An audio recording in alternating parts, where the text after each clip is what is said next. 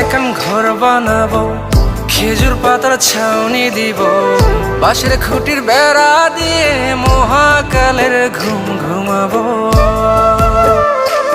আমি মাটির এখন ঘর বানাবো, খেজুর পাতার ছাউনি দিব, বাঁশের খুঁটির বেড়া দিয়ে মহাকালের ঘুম ঘুমাবো।